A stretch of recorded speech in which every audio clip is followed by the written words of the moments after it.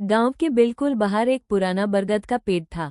इतना पुराना कि उसकी जड़ें जमीन से नहीं, जैसे किसी राज से जुड़ी हुई लगती थी। गांव वाले कहते रात के वक्त वहां हवा भी बोलना बैंड कर देती है।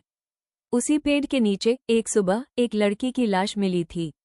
नाम था मीरा। उसके पैर नंगे हाथों में आधी लगी हुई मेहंदी और गले पर गहरा नीला निशान। किसी ने चीख कर नहीं बताया, किसी ने पुलिस को पहले कॉल नहीं किया। बस एक ही बात बोली गई, इज्जत बचानी पड़ती है। लेकिन सवाल ये था, किसकी इज्जत और किसके खून से? मीरा उन लड़कियों में से थी जो ज्यादा बोलती नहीं, पर बहुत कुछ महसूस करती थी। 19 साल की उम्र, सपने शहर के, पर जिंदगी गांव की दहलीज तक सीमित। उसका बाप रघुबीर सिंह गांव का सबसे सख्त आदमी माना जाता था। उसके लिए इज्जत मतलब लोग क्या कहेंगे। मीरा की माँ हर वक्त डरी हुई, बेटी से ज्यादा समाज से। मीरा अपने दर्द को एक डायरी में लिखती थी। वो डायरी उसकी दुनिया थी। वही वो सच बोलती थी जो किसी को बोलने की इजाजत नहीं थी। डायरी में एक नाम बार बार लिखा होता था, आरव। आरव शहर से आया था, स्कूल में टीचर, सोच नई, जिंदगी को देखने का नजरिया अलग। मीरा और आरव के बीच ना छुप के मिलना था, न रात के वादे, सिर्फ बातें, सपनों की बातें। पर गांव के लिए लड़की का किसी से बात करना ही जुर्म होता है। मीरा ने डायरी में लिखा, वो मुझे इज्जत देता है, शायद इसीलिए ये रिश्ता गुनाह लगता है। पर किसी ने वो डायरी पढ़ ली। गांव में बात हवा से तेज फैलती है। किसी ने कहा, मीरा भागना चाहती है। किसी ने कहा, वो बदनाम कर रही है परिवार को। सच किसी को नहीं चाहिए था, बस फैसला चाहिए था। और जब बात इज्जत की हो, तो फैसला हमेशा खून से होता है।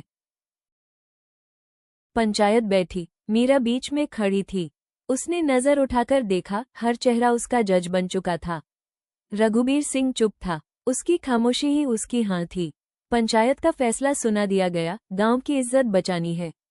मीरा ने सिर्फ इतना कहा, बाबा, मैंने कुछ गलत नहीं किया। पर सच इज्जत से कमजोर होता है। उस रात बिजली चली गई। मीरा को कहा गया, मंदिर चलना है।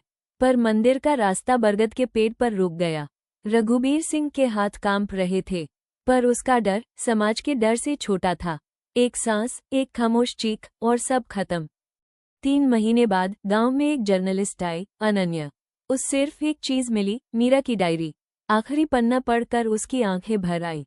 लिखा था, अगर मैं मर जाऊं तो मेरे बाबा को दोषी मत बनाना, वो सिर्फ मजबूर हैं। अनन्या को पता चला कि पूरी कहानी झूठ पर टिकी थी। पंचायत प्रधान के बेटे ने मीरा के खिलाफ अफवाह फैलाई थी। उसने अपनी गलती छुपाने के लिए एक लड़की की जिंदगी ले ली। स्टोरी छाप गई, गांव हिल गया। रघुबीर सिंह जेल में था, रोज रोता था। आज भी बरगद के पेड़ के पास मेहंदी की खुशबू आती है।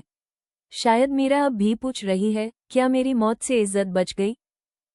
ऑनर किलिंग में सिर्फ लड़की नहीं मरती, सच, प्यार और इंसानियत भी कत्ल हो जाती है।